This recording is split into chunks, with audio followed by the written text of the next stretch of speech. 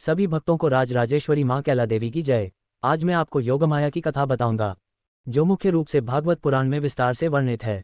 जहां मथुरा की प्राचीन नगरी में अत्याचारी राजा कंस ने अपनी बहन देवकी और उसके पति वसुदेव को जेल में डाल दिया था, क्योंकि एक भविष्यवाणी ने उसे चेतावनी दी थी कि उनकी 8वीं संतान श्री कृष्ण उसका विनाश करेगी।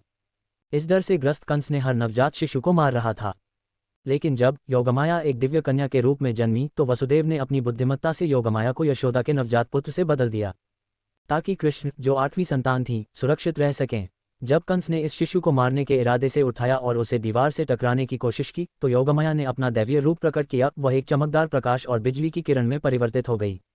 आकाश में आरोहण करते हुए कंस को चेतावनी दी कि उसका विनाश नजदीक है, क्योंकि वास्तविक खतरा कृष्ण अभी जीवित है। इस अलौकिक पलायन ने योगमाया को न केवल कृष्ण की रक्षक बल्कि यादव वंश की संरक्षिका के रूप में स्थापित किया। मान्यता है कि यही दिव्य शक्ति योगमाया राजस्थान के करौली में कैला देवी के रूप में प्रकट होती है, जहां उन्हें योगमाया का अवतार माना जाता है। इसका स्कंद पुराण में उल्लेख है। शक्तिपीठ के रूप में कैला देवी का मंदिर यादव और अन्य समुदायों के लिए उनकी कुलदेवी का प्रतीक है, जो उनकी रक्षा और कृपा का स्रोत है। हर साल चैत्र और आश्विन मास में आयोजित होने वाला कैला देवी लक्की मेला इस दिव्य संबंध का उत्सव है, जहां भक्तों की भीड़ योगमाया कैला देवी की शक्ति और आशीर्वाद के लिए प्रार्थना करती है। बोलो राजराजेश्वरी मां कैला देवी की जय। ऐसी ही भक्ति आधारित पोस्ट के लिए पेज को सब्सक्राइब या फॉलो जरूर करें। जय माता दी। सभी भक्तों को राजराजेश्वरी मां कैला देवी की जय। आज मैं आपको योगमाया की कथा बताऊंगा, जो मुख्य रूप से भागवत पुराण में विस्तार से वर्णित है। जहां मथुरा की प्राचीन नगरी में अत्याचारी राजा कंस ने अपनी बहन देवकी और उसके पति वसुदेव को जेल में डाल दिया था, क्योंकि एक भविष्यवाणी ने उसे चेतावनी दी थी कि उनकी 8वीं संतान श्री कृष्ण उसका विनाश करेगी।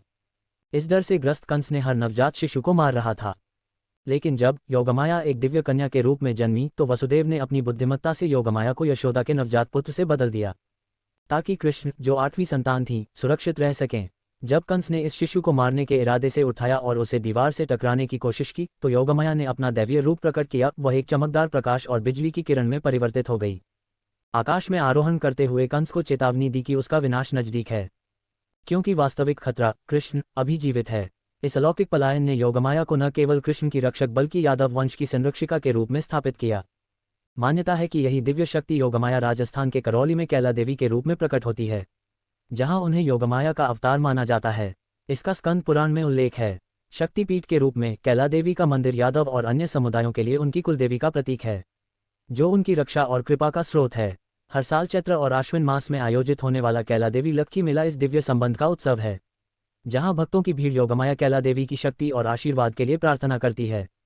बोलो राजराजेश्वरी मां कैला देवी की जय। ऐसी ही भक्ति आधारित पोस्ट के लिए पेज को सब्सक्राइब या फॉलो जरूर करें। जय माता दी।